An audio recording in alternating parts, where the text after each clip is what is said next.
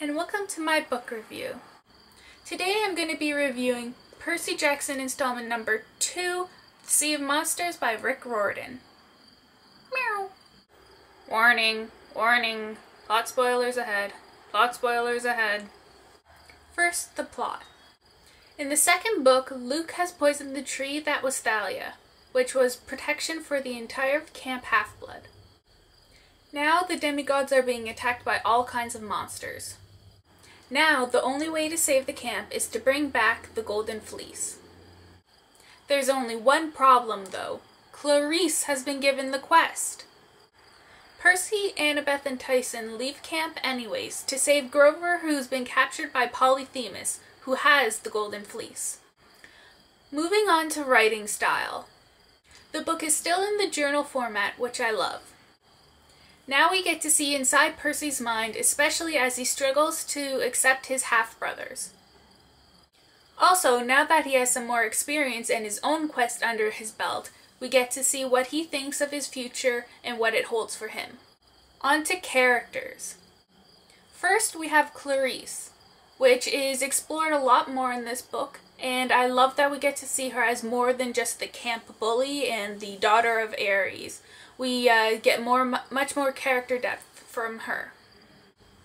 For Luke, we get to see his descent into darkness, how he's given up on all hope for gods and Olympus, the gods in Olympus, and his father. We also get a new character in this book, Tyson. Percy meets him at his boarding school, but he also turns out to be a Cyclops and Percy's half-brother. On to my dislikes for the book. I kind of felt like Percy needed to get over himself in this book because he has a monster for a half-brother. What about the other kids that have like half a dozen half-siblings? He only has to deal with one half-sibling.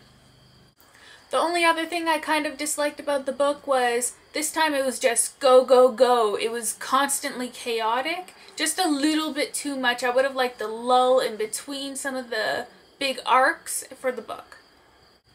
Now on to what I liked about the book.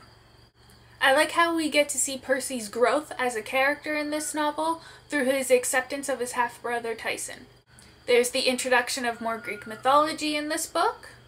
We have Homer with the Odyssey and Polyphemus in this book with Nobody. I want nobody, nobody but you. I love how we get to see the evolution of Percy's power. The only thing is, I'm kind of confused though. Was Percy born with these powers, or were these powers bestowed upon him by Poseidon, his father? What I loved most about this book was, no matter what they did, they played into Cronus's hands anyways. They did exactly what he wanted to them. It's so sneaky and devious. I love it. I haven't seen a mastermind this good since Pinky and the Brain. Narf. Seriously though, this guy does pretty well for being chopped up into a million little pieces in a sarcophagus, getting people to do what he wants them to do. Now on to other. At the end of this novel, we have the introduction of what I like to call the big question mark. Thalia has been brought back from the dead. Now she's a big wild card. Nobody knows quite what to make of her or what her role is going to be in this now big prophecy about Percy and a demigod of one of the big three. Will it be Percy who saves / destroys Olympus, or will it be Thalia, daughter of Zeus, son of Poseidon? Also, this prophecy thing is annoying me a little bit. The whole Percy being the boy who's part of the prophecy is very reminiscent for me of Harry Potter, and I thought it was a little bit overdone with the prophecy thing in Harry Potter. I just hope it's not so overdone in the rest of the Percy Jackson series. Also, the big bad Cronus in this novel, he just kind of hung in the background for the entire novel. He wasn't really a main character. I'm kind of hoping they step that up soon. I have big hopes because the next book's called The Titan's Curse. So overall, this is still a good book. I wasn't as impressed with number 2 as I was with number 1 though.